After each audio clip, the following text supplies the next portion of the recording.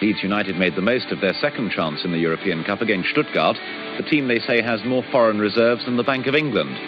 Leeds won 2-1 in Barcelona in front of a tiny crowd. Their hero was Shutt. He scored the winner less than a minute after coming on as a substitute, and tomorrow's his birthday.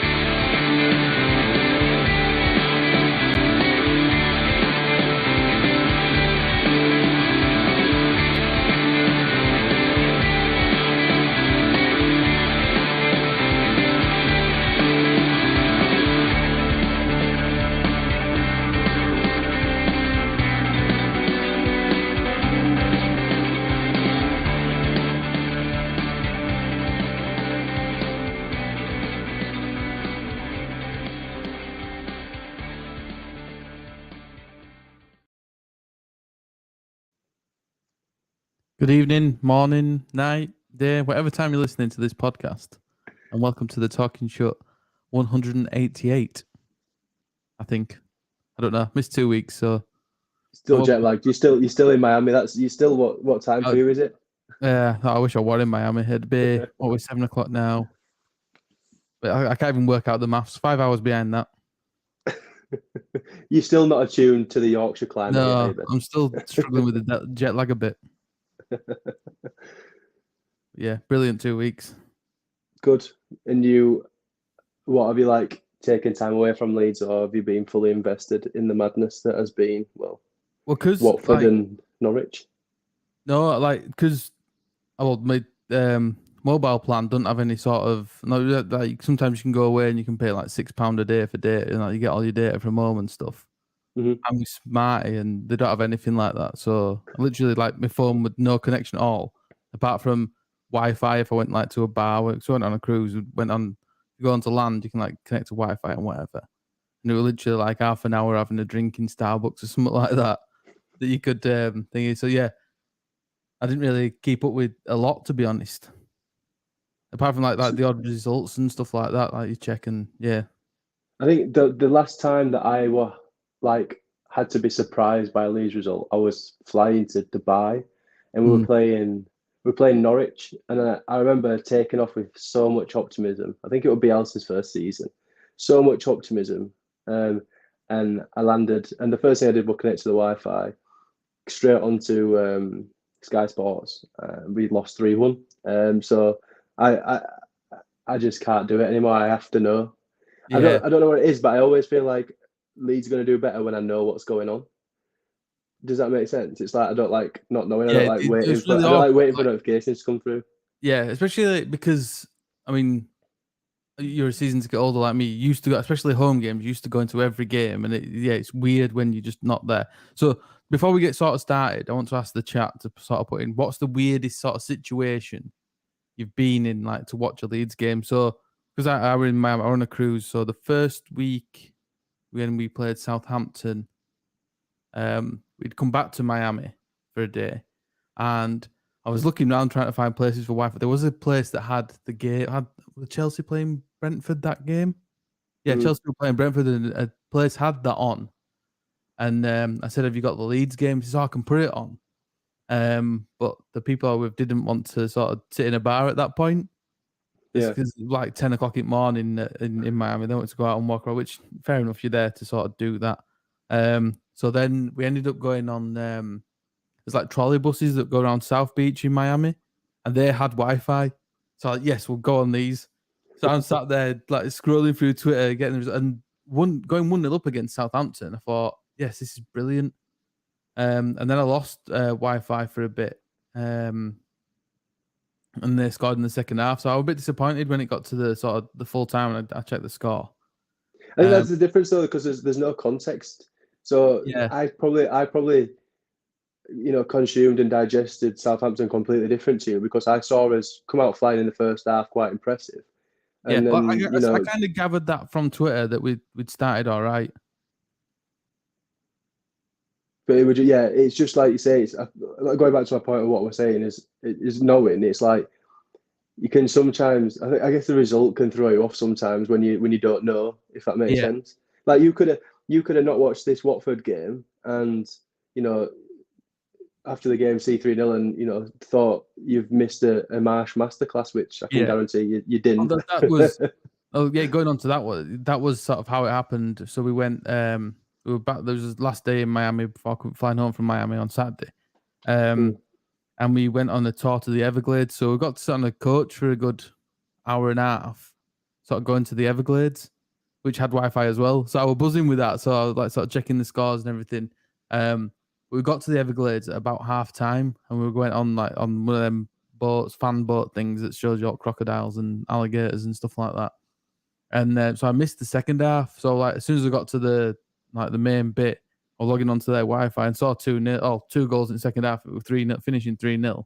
I was proper buzzing with that after then. But yeah, it's weird, trying to keep track of the score when you're literally jumping on Wi-Fi to Wi-Fi and stuff like that. So it must be crazy for some people.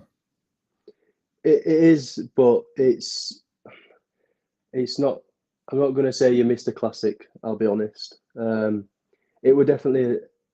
I think I'd say a tough watch, but I don't necessarily mean in terms of performance. I mean in the pressure that was on that game, especially after the Southampton result. And do you kind of expect that from a game like that, though? I guess Southampton, from what I've sort of heard of people speaking about the games, Southampton was very much the same against the same tactically kind of thing. The whole, I think the square ball say a lot of the Red Bull tactics and sort of stuff like that. Whereas going to somewhere like in a game like this, where Watford pretty much had to win to sort of stay alive, kind of thing. I don't think they're quite done yet, but they're very much on the edge now, aren't they? Because we're losing that, and we were kind of the same way. This win now, which I guess we'll go into later. I've got a sort of question to ask her. This win now pretty much makes us safe. Yeah. So that it was always going to be a tense kind of game, wasn't it? I think it was, yeah, and I think it were always going to take that bit of quality to break the ice. So step up Rafinha in that first half to open his body up like he did and put it around Ben Foster for 1-0. That's what it were going to take, that game. And if that were always the difference for me. You don't look at that Watford side and think they've got that much quality in them to do that. Like that. Because I mean, being honest, it were a tough game to watch because there were a lot of conceding possession on both sides. It were very stop-start. It were very nervy, very cagey. And it just took a big player to grab it by its scruff at neck and stamp their authority on it. And I'm not saying it was one of Rafinha's, best performance in a Leeds shirt, but he kind of popped up again where it matters. And that's what won us the game. It was that shining star, that little bit of quality. And the fact that Rodrigo's obviously on his game again and helped run things a little bit better. We just look a little bit more compact. I think I watched Match of the Day on Saturday night afterwards, and they highlighted the distances between the back four and the two holding midfielders. And just how much they work as a unit now. And before we'd see Phillips run off in one position and Forshaw or Click, or whoever's playing in that hole, just run off into other positions, getting dragged out wide. Or any of the centre backs. Yeah, exactly. Stroy playing left wing. So to see us organised like that, albeit it weren't for the full 90 minutes, but does give you that little bit of more optimism, and you do feel a little bit more sure. They never once scared us. I mean, Sarr got the ball in I think it was the second half on the right hand side. They were complete, anomaly in the game, but it was gifted fucking acres of space, and he could have taken a touch. Meslier's position weren't great, and he'd have had a decent attempt on goal, but luckily he kind of lashed out and put it wide, and that were at 1-0. We were kind of let off then, and that were my worry. We'd gone 1-0 up with this quality of Rafinha that I'd mentioned, and after that, you'd think it's a sigh of relief, but it's not. The safety blanket's too now for me because of the situation we're in, and obviously we didn't get it until like the final kind of third of the game, if you will. Well, I guess you can look back to sort of Norwich in that we go that 1-0 ahead. I think from remember we were quite a long time sort of wanted we were ahead for a while. And you're thinking we need to get that second just to put it to bed, because we're still a team sort of adapting to Jesse Marsch's tactics. There's still a team that, for all season, we've shipped in silly goals from silly mistakes. We've still got that in us because of the situation that the team is in, that the weight is not fully off the shoulders. So it can be a mistake like that could easily have happened, which lets a team back in like it did against Norwich. Yeah, and I think teams do smell blood against us. I feel like if Watford were to get that equaliser, they'd have come at us, and they'd have come at us, a lot more aggressively as well. But luckily they didn't get that opportunity. In the situation that they're in as well. Like I said, if they'd got one, that had been like we can get at these, we can score. I mean, what have they actually got to lose, really, where they are? It's not. Well, yeah, nothing, yeah. To throw kitchen sink it. I mean, they were a little bit better than the reverse fixture. I think Watford at the start of the season when we won 1-0 is probably one of the worst teams I've seen at Ellen Road this season. Yeah. But it was just a typical Roy Hodgson side. They did look, I wouldn't say dangerous, but you could tell that their threat was out wide because that's how they were trying to kind of play. Yeah. But they were killed off after that Rodrigo goal, and I think it was a lot of the pressure that got to him. I don't know if you've seen the goal, but obviously, yeah. So it's almost like Greenwood sort of passed it. It wasn't a very good pass. It's a nothing pass, yeah. Yeah, but because of, I guess, is it down to the change in how we do press now? That Rodrigo sort of kept that up and sort of knew that if he pressed that, and because he was in the right position to press that, he would maybe make a mistake out of it. He felt more confident in that press rather than, you didn't see him do that a lot under Bielsa, I think, unless he were having one of his good games that he had under Bielsa. He just seemed very reluctant to press. For me, it's the fact that he's still got the energy to be pressing in my areas on the 73rd minute, because, and it's no under Bielsa, he got to half time and it looked like he was blowing, didn't he? And he was visibly tired when he came back out for the second half, if he ever did.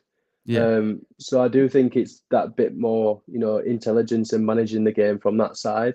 And it's no discredit to Rodrigo or even Bielsa, really. It's just how things are working and how it's kind of developed and we've progressed over these last few games. But just to sort of go off on a bit of a tangent on Rodrigo, like, you've seen an improvement in his performances since Marsch has come in. Do you think? I mean, it's our biggest signing we've sort of ever made, and do you think it was one of those that under Bielsa it just didn't work? Like, I don't know if he needs the guy that like Marsch is around, like that kind of coach to sort of put an arm around him and be more sort of talkative with him and stuff like that. Needs that interaction with his manager rather than Bielsa, who's sort of very standoffish from what's been said.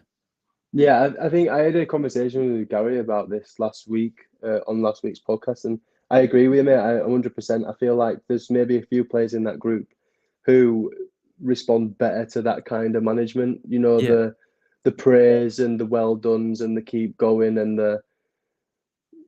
the good things, really, that Marsch prides himself in. And I think what I said was, I feel like Bielsa's a very, he's set in his ways. He's a perfectionist, and if a player's playing well, they're doing their job. Yeah. Whereas if a player's playing well under Marsch, they get the praise. Yeah, and I don't want this to sound like we're slagging Bielsa here, because that's definitely not the case. But is it that just a case that that's how Premier League footballers are now? And is that part of how it's all sort of gone? That Bielsa, he took this team from the Championship and he took all these players that were, I don't really say down and outs, but they weren't going anywhere as such, really, as footballers, like you, Luke Aylins, Dallas, and stuff like that, Cooper. And it's a different type. You can sort of capture their.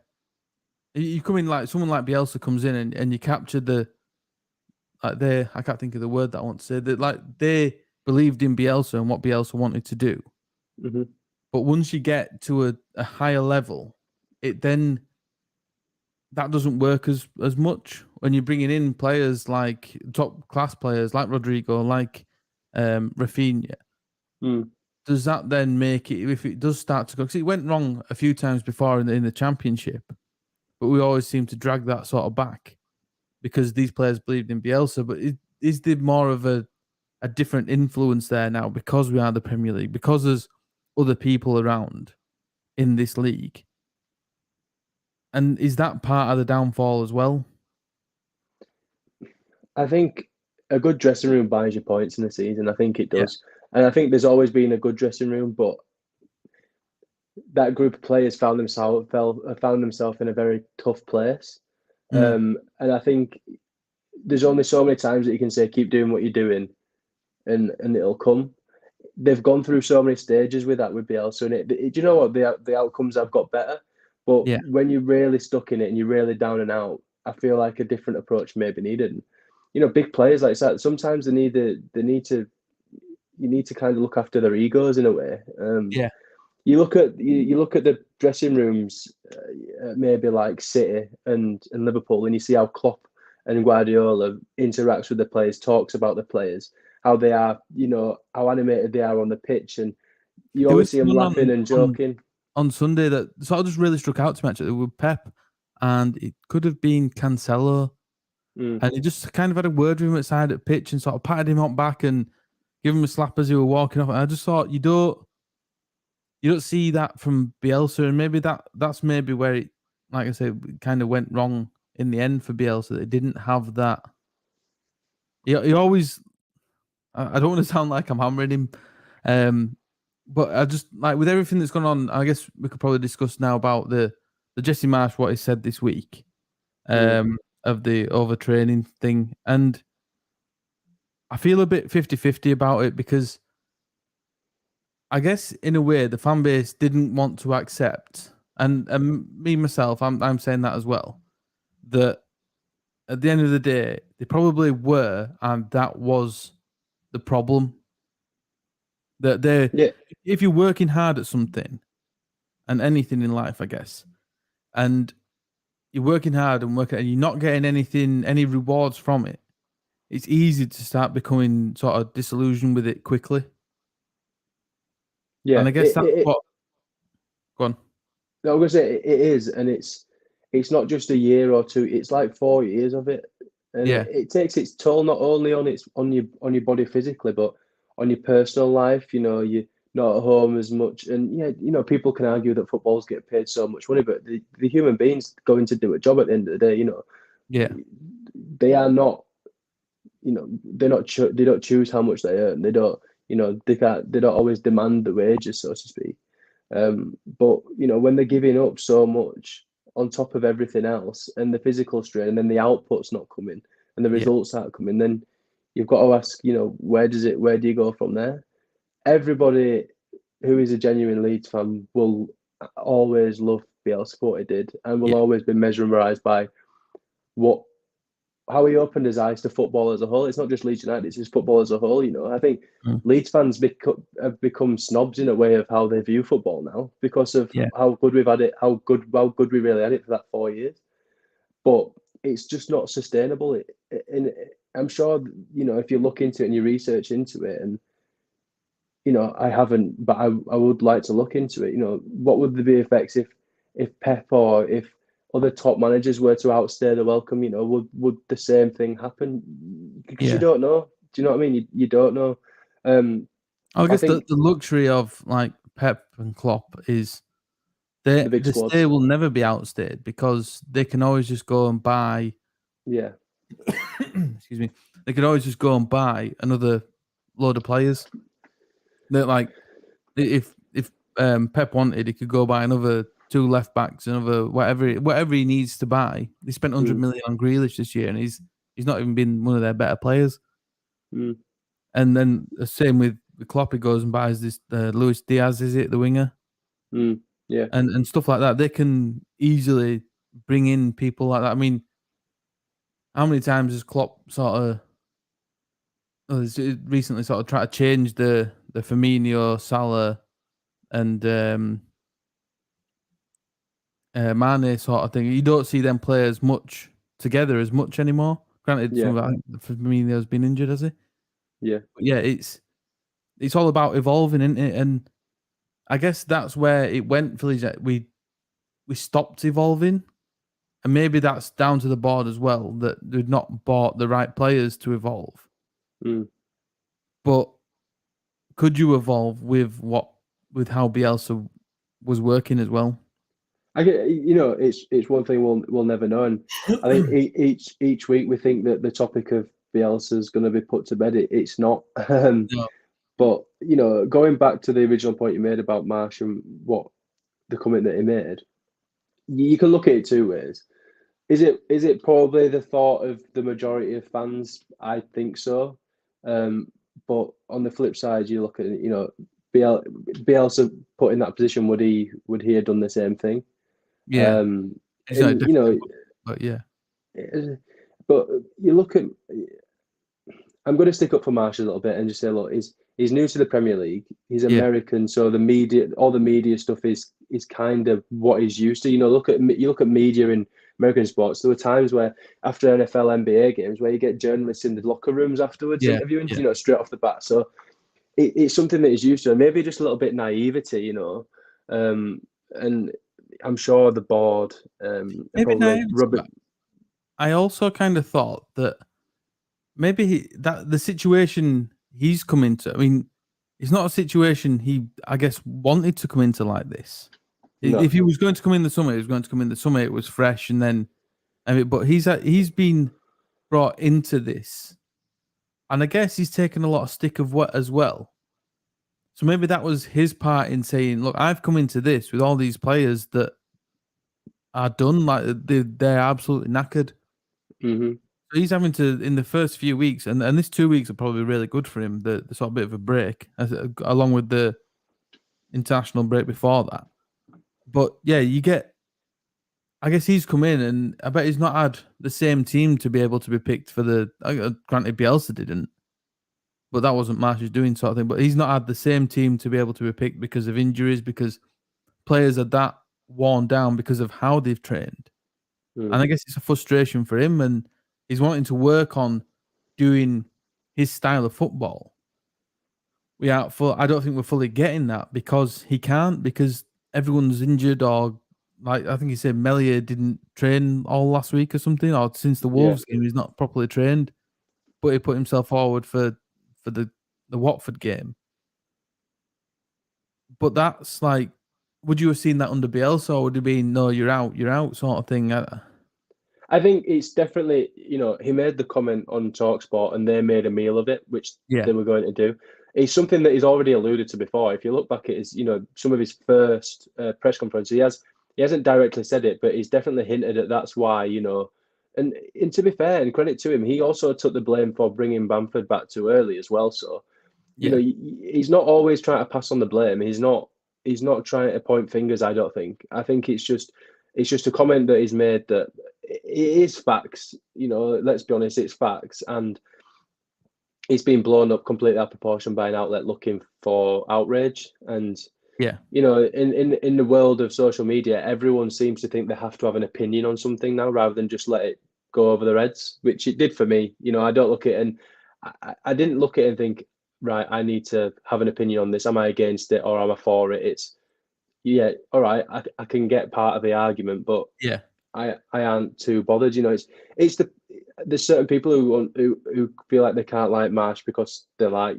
Bielsa, and it's like, well, no, that's not how it works. You have to evolve with the club, and if the club have decided to change managers, it's not Marsch's choice, it's not Bielsa's choice. You just got to crack on with it, and if it goes tits up, that's when we can say, well, it didn't work out. But so far, it is. We're getting the points. We're steering away from relegation, and let's be honest, we can't. And I say this out every week. We can't judge Jesse Marsch until he's had a transfer window and a full pre-season.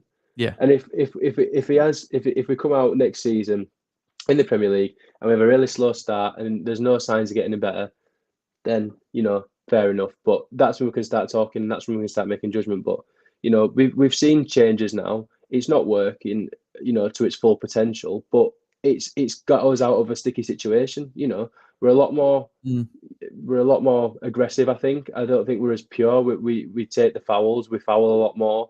We're a lot more direct. And it's working, and we're seeing other players thrive. We're seeing other players thrive as well. You know, we're seeing Click coming into a resurgence. Jack Harrison's hit some form. Rodrigo, Rafinha's got his head up again, playing like, you know, he really, really wants it again, and you know, it's working. So just bear with it, you know, and I think just cast your judgment when give it 10 games at the start of next season, and then start casting your judgment when we've got a squad with more quality, because we're not going to be looking to offload players. You know, there's going to be one big departure, and whether it's Calvin Phillips, whether it's Rafinha, we don't know.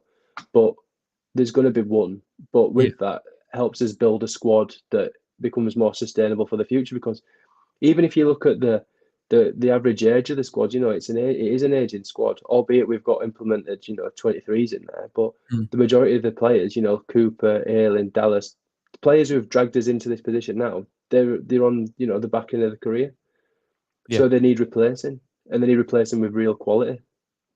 On that, there's been a lot of talk on Twitter sort of since I came home that about the sort of the style, and it's not pretty to watch. But I think I'd take that right now. I'm happy to take that. Even what he's, I guess the crux of it is, it's never going to be as good as what Bielsa brought. No. But that was always going to be a small amount of time in the sort of the long run of everything. Like, it was always going to be, well, they said it was going to be 1 year. He did 2 years. He did 3 years. We got 3.5 years of brilliant football, maybe more at times this season, but we've had that time, and it was probably, I mean, I got the impression the club was going to change in the summer anyway. I think so. And it was probably going to be Marsch coming in. So we've had that luxury of Bielsa football. And I guess we all maybe just need to take a step back and say it's not going to be as good as that.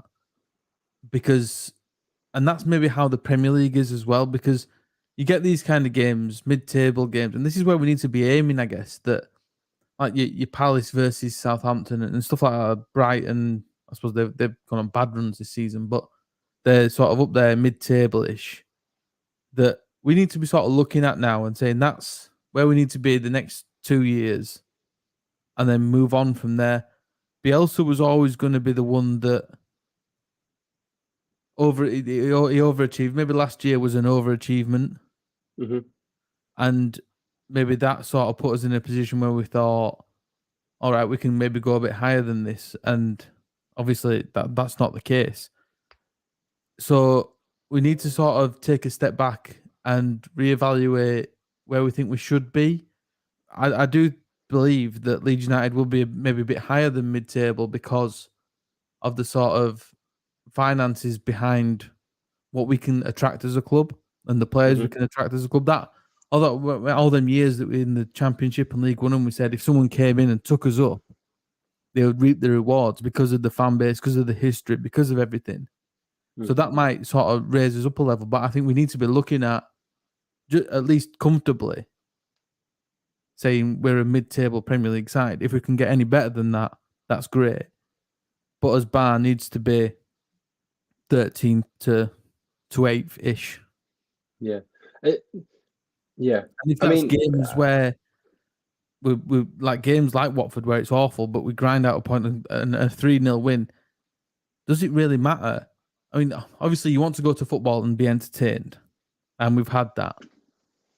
But ultimately, and I guess this goes against everything we've said in the last 3 years with Bielsa, ultimately it is about the results, isn't it?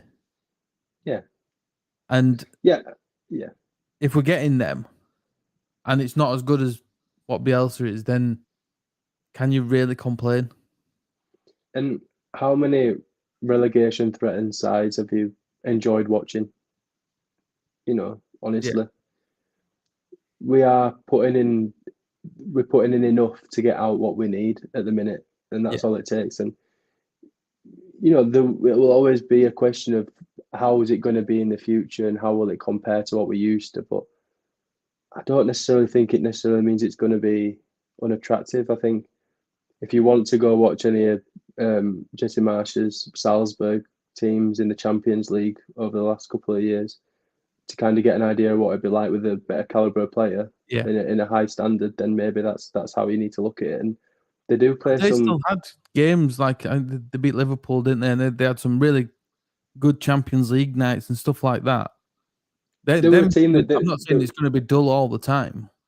No, they have the potential to be exciting, but you have to have a better caliber of player. Yeah, and the caliber player that we need to look for, it's hard to find, because you need someone who's got that little bit of flair and technical ability, but is also willing to put in the hard yards and work. And that's why Rafinha is such a big player for us, not just because of his attacking output and how technically gifted he is, but how committed he has been, in transition to help defend and win the ball back quickly. And players like that aren't always easy to find, and if they are, they don't come cheap either. It's the whole kind of style itself is fitted for a certain type of player. Yeah. And obviously we are lacking that. We, like I said, and I've just listed a couple of players who have adapted well, and I think Greenwood's starting to adapt. I think Marsch alluded to that himself. Obviously, Harrison definitely. And we are a team who thrived from attacking out wide over the last couple of years. Hence, we've signed Rafinha and Dan James and Jack Harrison as well. Now we're looking to play narrow. We need to find players who have got that technical ability, hold the ball up, play in tight spaces. What Bamford's got, to be fair, because Bamford's really good at that. Yeah. But just add that bit of quality, and let's look at it realistically. Leeds are all in on Jesse Marsch. They give him a multi-year contract. Now it's down to them to invest and give him what he needs, the tools to do the job. And if that's 4 or 5 signings, then that's what it takes. But it's all about, how he conducts himself and the teams and the mentality. And he's got the buy-in of the players straight away. He's just lucky that he's had players who have grown and matured under Bielsa, because I think after working with someone like that, they have developed as a person, and they've got better footballing knowledge, and they are more open to trying new things, and that's why it's probably benefited him. And I suppose I think just for however we've been left in the league with Bielsa, he's left a certain stamp on the club and the way that they look at football, and that's the main thing. And they want to be on the front foot, they want to be attacking, they want to be sustainable. And what Bielsa's done for this club goes a lot deeper than the results and the style of play. It's the culture around the whole club and the city being brought together. And I just hate for it to see it go just because he's left. The best thing we can do is grow on that. We've got a fan base, a very dedicated fan base. Get behind whoever's there. We've done it before. We've got behind Dave Ockaday at times. This is the guy who's got European, European resume under his belt with, Bundesliga experience as well, albeit a short stint. But Leipzig saw something in him to give him that job, because they were in Europe, challenging. They want to challenge him for that top 2 in Bundesliga. So he's got a certain. He comes with a certain pedigree, and everyone who speaks about him speaks well. Yeah. So I think the 2 points that we've made is the football going to be attractive, or is it going to be attractive? I guess time will tell. Yeah. And the comments that were made, were it right, were it wrong? Again, it depends how you look at it. But it definitely doesn't need to split a fan base. It just needs to look at it realistically and see how we progress over this, especially after this season into next season. Yeah, definitely. And I think we just on the sort of like what Bielsa's left. He's left players who have sort of been given a new lease of life as well, in that they've trained under Bielsa and learned under Bielsa, and now they're sort of well equipped to sort of carry on that learning with Jesse Marsch, and they probably will be willing to, rather than like we got to a point when we're in the Championship and the next manager had come in and next manager had come in, and these players just weren't doing anything, weren't going anywhere, were they? but No. they've sort of been taught by Bielsa that if you keep learning and keep working hard, you'll get the rewards from it. And that, like you said, that's the sort of the ethos of what the players in Leeds United need to be. Because if we go away from that now, we just end up like the team that got relegated from the Premier League again. Yeah. You always need to sort of keep working on that and then have that sort of mentality in your football club. Because you could, I guess, compare it. There's been teams before that have sort of done that. Like Man United now would be the best one, that they just seem to have players that kind of just, they think they're the best, but they're not the best, and they just sort of stagnate, don't they? And that's and how. it creates a bad smell, doesn't it? Yeah. You are right. And I think, there's certain players, especially the more experienced, in the likes of Forshaw, Ayling, Cooper, who've been there from the start, Dallas as well, who've seen how he works. And like I say, it's just opened their mind. And Yeah. I'm sure that Marsch is probably smart enough to use those players and use their experiences with Bielsa. We've seen Calvin on the touchline giving instructions to players, and things like that. It bodes well, and I think it's a journey. It's a development together. It's not about what he brings. It's about what the players can bring to it as well. Yeah. And I feel like that's it's the involvement and it's the responsibility that the players have got now that they're kind of thriving off, I think, as well, because their ideas and their input has been heard. The leadership council, which we've heard all about, it's proven to be a good thing. It's all about setting barriers and setting boundaries and a structure. And the 23s are in there fighting for positions and fighting for chances. There's fringe players fighting for starting places, and then you've got your experienced players who can drag them all along and give them that little bit of hope. Greenwood never really got a look in under Bielsa, but he is now. And he's always been a top performer in the 23s. I think Somerville will follow suit as well soon. Yeah, definitely. Yeah, Somerville got on Saturday, didn't he? He got a few minutes. Yeah, but it only sort of a late one, that late sub. Yeah, it was in like the kind of last 10 minutes. Right. But he's earned it, and he looks electric. He looks really fast. He's like the way he gets across the grass. It kind of reminds me like Raheem Sterling. When he came about like low center of gravity with explosive pace. He's a talented. He's a talented player, and it's just about how he fits in this system. And it's going to be a big summer for him because if we really want to keep him really serious about using him, we have to sell the dream, and we have to kind of follow through on his promises as well, because he's probably been frustrated over the last 2 years. He's far too good for that Premier League 2 level. Yeah. So he needs, I'm not saying regular game time, but he needs to be getting on the bench. He needs to be getting, 10. And, probably we're all probably, not a massive fan of it, but the 5 substitution rule will massively help these kind of players. Yeah. Will help Gellert, will help Greenwood, will help even players like Bate and Somerville. Well, that's it, yeah, as well. If you've got, I'm not a fan of I'm not a fan. I think it benefits the bigger clubs more. If you Man City and you can bring Grealish, whoever, Mahrez, Jesus, whatever, all them players on when you've already got Silvers and De Bruyne's and everyone on. It's scary sort of playing them sides. But on the other hand, it's a good opportunity for players like Gellert and Somerville and Greenwood, who I guess maybe is part of the situation we were in, and I guess there's still, like, I suppose he's been injured as well. Like Gellert, how many times have we sort of put Gellert on, but then we've had to make 3 subs because we've had injuries and stuff like that.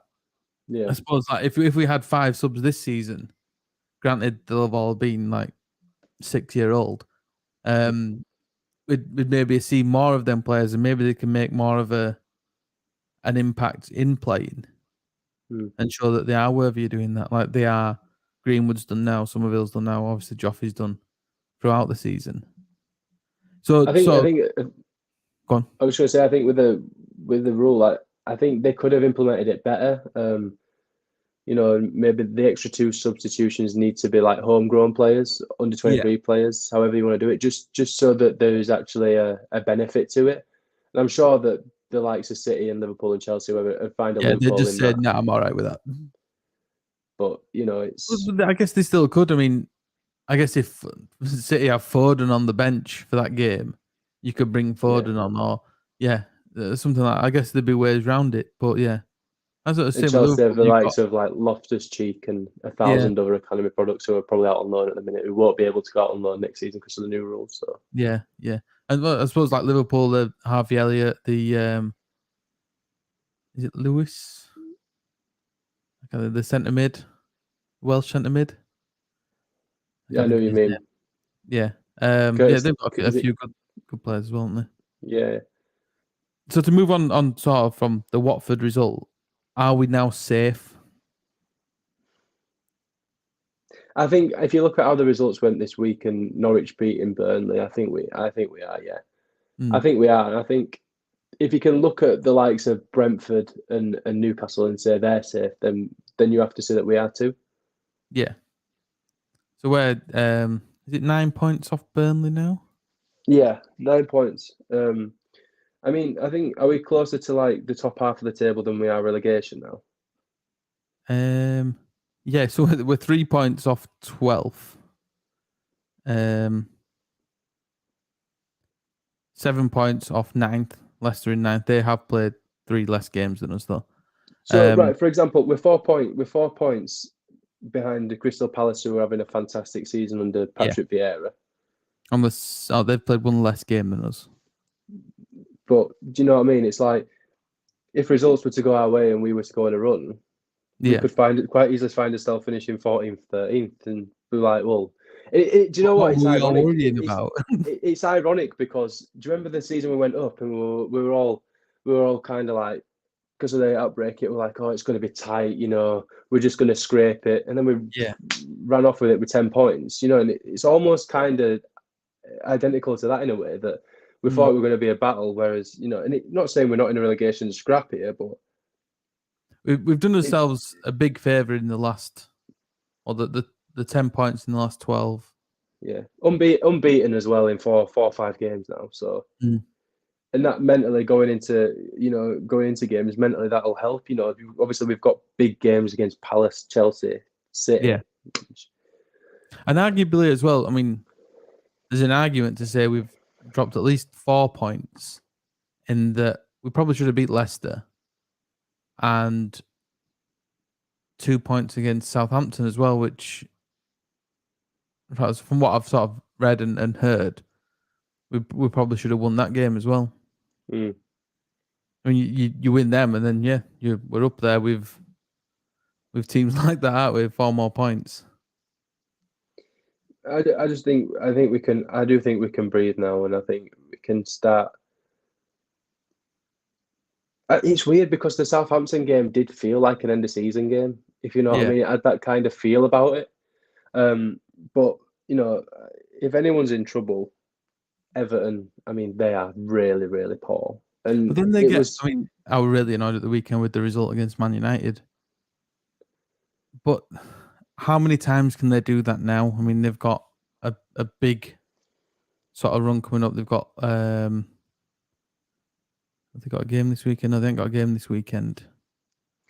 For example, Burnley have won 4 games in 30 played this season. Are they really going to be able to win another 4 in the remaining 8 games that they have left? You wouldn't think so, would you? The numbers don't stack up. It's not beyond the realms of possibility, but it's a big ask, and those game in hand aren't always a good thing. It's just a congested fixture list. Yeah. And Steve's just mentioned, by the time we play Palace, Burnley will have played their games in hand. So I guess that it's going to be interesting the next 2 weeks, that if they've gone and lost their games in hand and are on the same points when it comes to us playing, I guess we'd only need a win to sort of get away from them fully, won't we? And I mean, they're playing West Ham and Southampton. They're not exactly the easiest of games either. No, like I say, it's not like they can't go and win them both. That can happen, but West Ham I think when West Ham would be a massively tough game for them, and I think then going into you know, and you look at even when they beat Everton, they barely scored. I think they hadn't scored in the last 4 or 5 games, something like that. Mm. You know, and it's just I'm confident that we can stay up now, and I'm confident that we can kind of just push on and focus on just seeing this season out. Unless something were to go drastically wrong, you know. Yeah, it feels like it's there, but not quite. Like you can't say we're safe. Obviously, there's the whole mathematical sort of way of looking at it, but yeah, I'm not confident saying we're there, but would like a few more, like maybe another point or at least another win would secure that. I mean, I've just looked at the fixtures now, and obviously City, Arsenal, and Chelsea don't fill you with much confidence in a row. No. But with it being the But back end of the season, anything can kind of happen.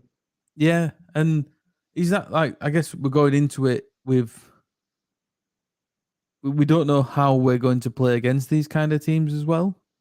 Exactly. In that, is Jesse going to go a bit more defensive than what we're kind of used to, and Calvin probably back and stuff like that? That could we nick a result? Would we play to nick a result? I guess we did it last year. We got a good result against City. Did we draw with Arsenal at home? Yeah, we drew with Chelsea as well. Yeah, drew with Chelsea. I think it's there to be sort of taken. I mean, Chelsea don't really have anything to play for right now. They're out of the Champions League. They're not going to win the league. I guess they need a couple more wins to sort of stay in the Champions League, but like to qualify for next year. Could by the time we play them, they'd sort of be a bit on holiday.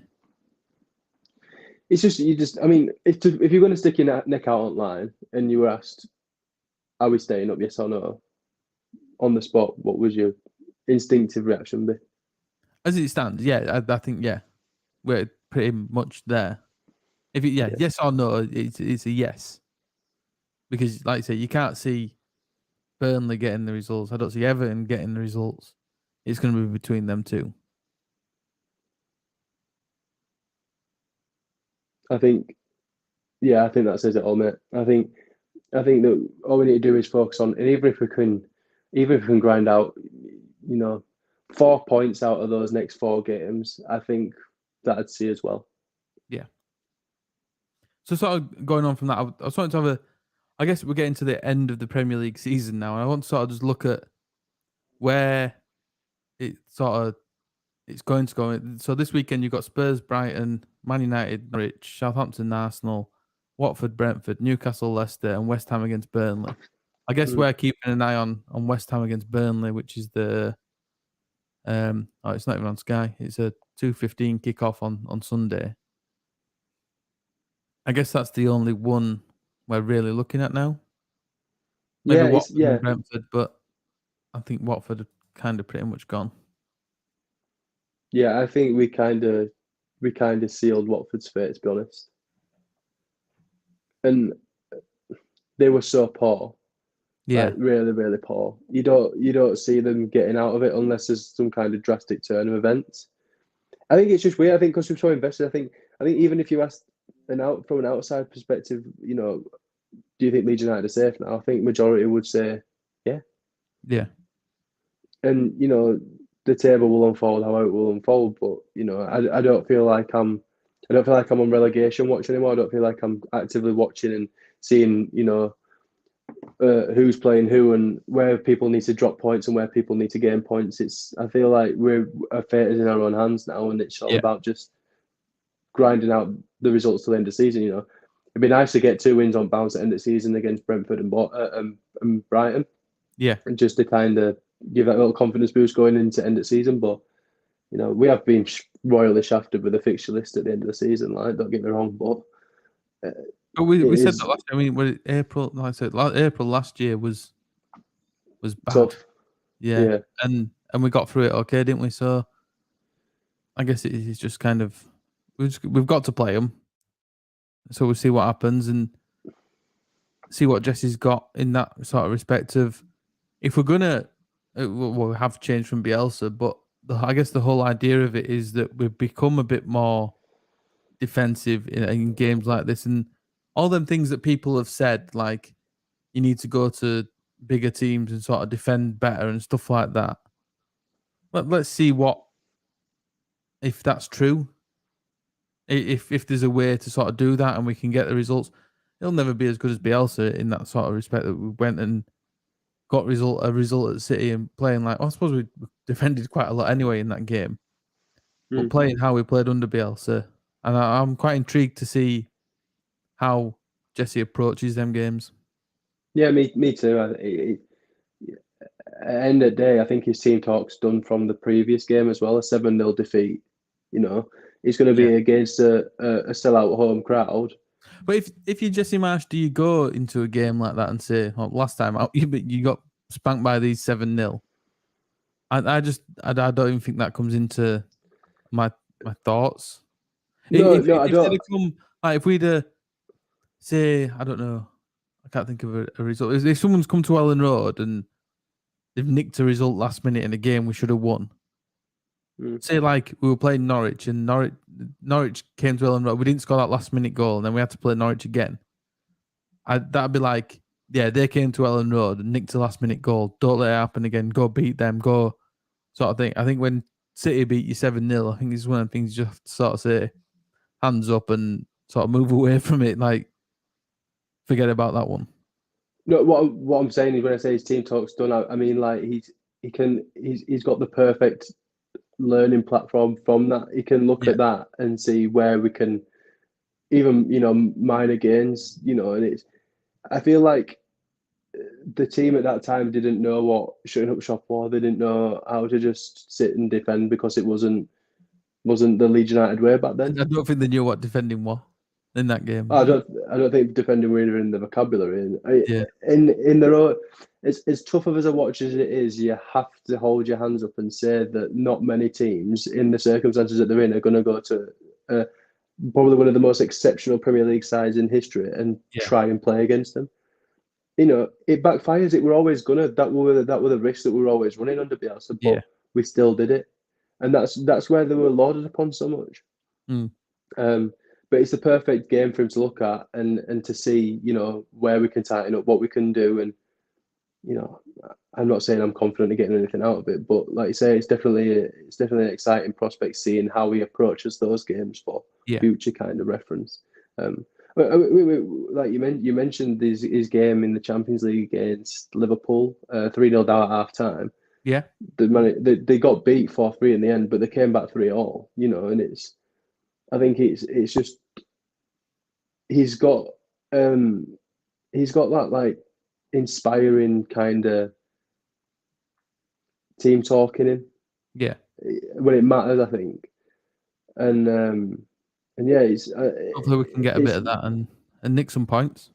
Yeah, we're gonna but we're safe now, in my opinion. Yeah. So we'll get on the right page. Shit out of the week.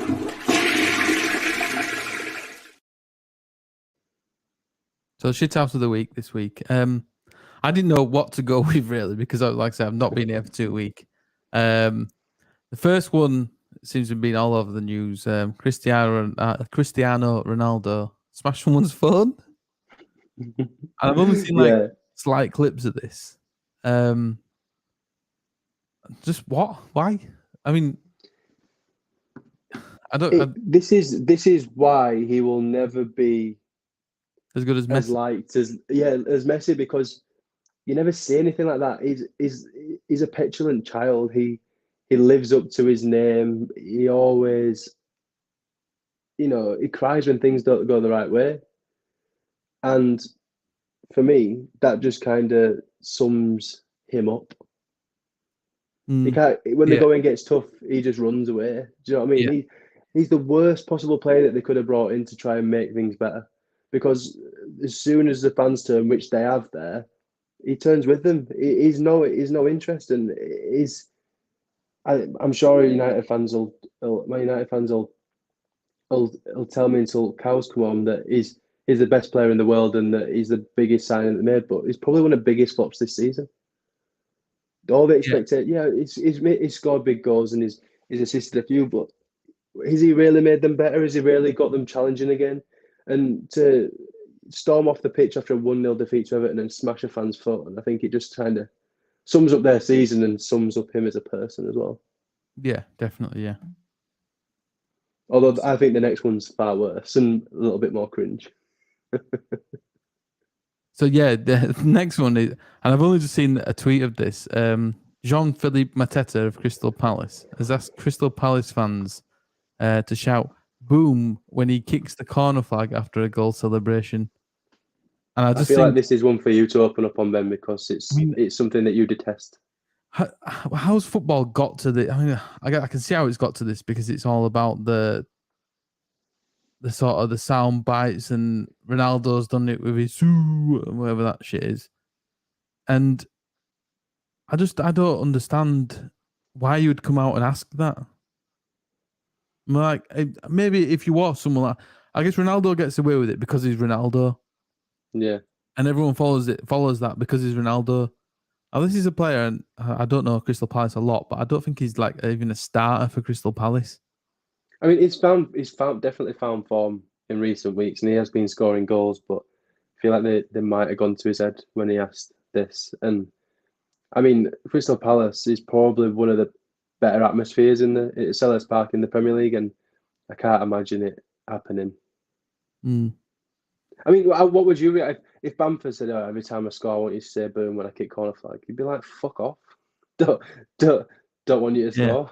Or if every time Bamford score, we all did the Z thing that he does or whatever. Yeah, it's just,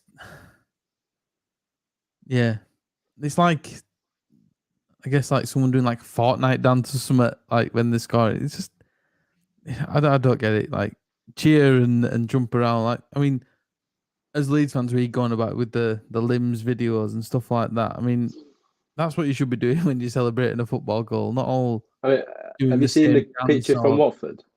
Yeah, that looks brilliant. Yeah, you don't get time to do it when you're in that kind of entanglement in the stands, so to speak. Well, that's it. Yeah, you're not thinking about going boom when someone hits a corner flag. Like, you're thinking about going crazy and celebrating or do whatever you do when we score. It's like, why do you have to? I guess it's in a way, it's very much like goal music, isn't it? We don't need goal music at Ellen Road because the goal music is the roar of the crowd. Yeah, I think as well, you look at that Norwich game, and when Joffrey scored that last minute winner, and you heard the crowd say, like, screaming, "Go on all together," and then there were that moment of silence. The ball touches his foot, and then as soon as it's back of the net, it's complete carnage. And stuff like this takes away from them kind of moments. It's all about the atmosphere. It's about the matchday experience. That's why I don't get, people taking the phones, videoing, taking photos.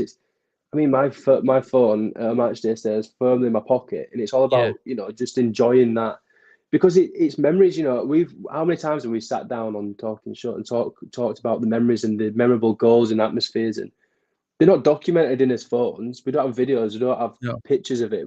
It's just memories that you make, and that's all part of the experience of going to a game. Not worrying about shouting boom or whatever when someone scores. It's complete nonsense, to be honest. Yeah, it's about living in the moment. You don't know how you're going to react when a goal goes in. That's the beauty of it. I think there's some Leeds goals that I've witnessed in person and genuinely like being the best feeling. That moment, that emotion at that time, it's probably one of the best emotions that you felt. But it's so unique that you never relive that one moment again, because you're never in that circumstance again. And that's the beauty of football. The circumstances are always different, whether you're challenging for a title, you're fighting for promotion, you're fighting relegation, you're fighting for a spot in the next round of the cup, into a cup final, in a cup final. The circumstances are always different. The circumstances always change. Yeah. And that's where, the atmosphere comes into play. When you're in a relegation battle, when your crowd's still behind you, going nuts at a 95th minute winner, or going nuts at not scoring in 4 games and then going absolutely crazy once you score. That's what it's all about. That's even down to like the intense, like the anxiety of, like, I guess like the Norwich game where they were attacking and it's still obviously 1-0 to Leeds, and then they score and you're thinking, oh no, we've blown it, and then you get that moment when we score and make it 2-1. Like I say, yeah, my phone stays in my pocket unless it's like a penalty or a penalty shout or something or a foul where it'd be like texting someone who's watching the game, was that a foul or whatever. But yeah, apart from that, you go to football to me to watch the football, watch what's going on around the stadium, the atmosphere and everything. Yeah, and I mean, you look at, I think 2 examples that stand in my mind quite strongly is the Pablo goal against West Brom after 16 seconds, when I don't think anyone knew what to do with themselves because no one were expecting it. And then more recently, the 2 goals against Scum, to level things up. You don't know how to prepare for those moments because you don't actually think it's going to happen. So when it does happen, it's like it's a completely, sometimes subconscious reaction because you don't really know what's going on. Yeah. And that's what makes football special for me. And I think 100%, or the majority of football fans will agree. Yep. I just want to sort of give a little thing. Apparently it's not working on Facebook. So I'll have to sort that out after. I think we're sort of pretty much done anyway. Oh no, we've got you've added historical performance places in the Champions League. I feel like it's just a way of making a Super League without calling it a Super League. And it's quite, I mean, if you look at that, that's probably in the back of their mind when Man United are struggling, who are a massive, cash cow for the Champions League. And Barcelona were probably put 9th in the Liga when they thought of this and just thought, well, that's a way of getting them 2 back in the Champions League next season. When in reality, and as much as it pains me to say it, you've got teams like Nottingham Forest who've probably got a strong shout under this rule, and teams like Hamburg and all these other European teams who have actually performed at that level and won the trophy. But essentially, it's about just making money and keeping teams that they want in there. So keeping the big names. And I feel it's about that rule is so vague. It's about how they want to perceive it, and I'm sure the criteria will change every year to be able to get someone else back in. But essentially, I think it's a lot of bollocks.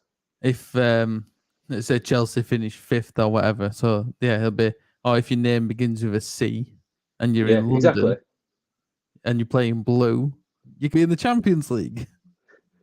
Yeah, well, it's not QPR, so it's going to be Chelsea, isn't it? Yeah. I think, But I just think it stinks. I'll say blue because Charlton will be like, I'll be in Champions League. But it's just, it's just a lot of bollocks. If you like everything in football, you have to earn your right, and that's not historically, it's performances.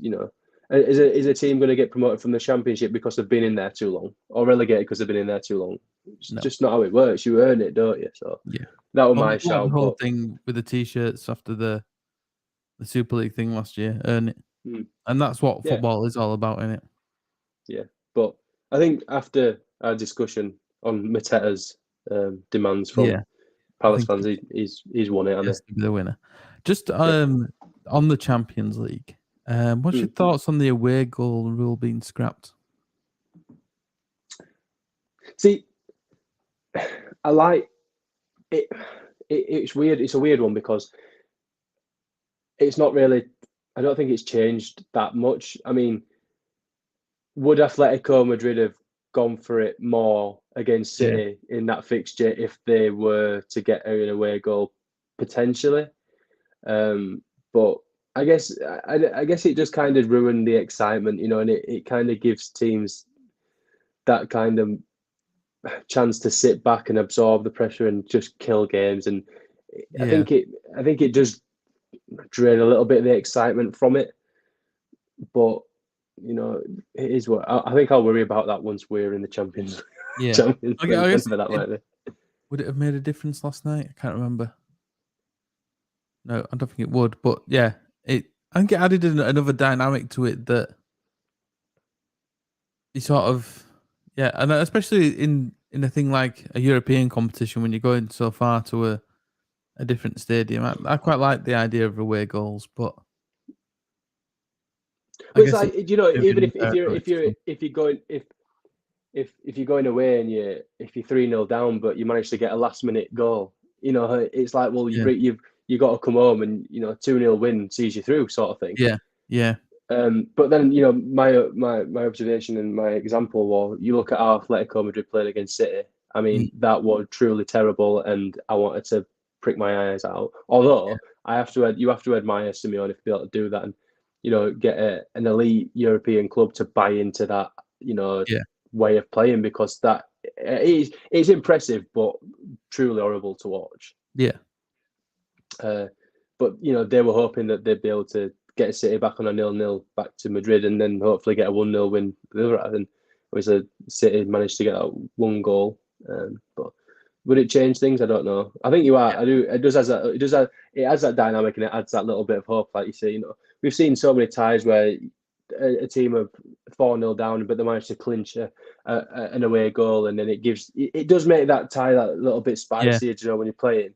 And it's like, oh well, you know, they're in with a chance here, but then the other team like, well, we're 3-3 on aggregate, but we need to, if we get just one goal, even if we lose the game, for example, we go through with an away goal, and it gives them an advantage. So there's pros and cons. It's one of them, but I think it's not. I think because it's the first season, I think we'll start to see the effects of it like later on in the next kind of couple of years.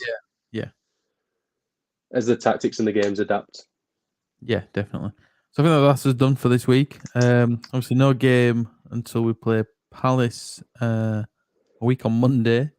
Depending on what happens, we might be doing one next week. I guess. Well, it depends what there's to talk about. With there being no Leeds, but yeah, we'll see. Something might happen. Who knows? Yeah. Maybe Jesse Marsch will come out and say Bielsa's a dickhead or something. Go double down on this week. No, I can't say that. Give us all something to talk about. Yeah. So I guess one thing to say, and see they.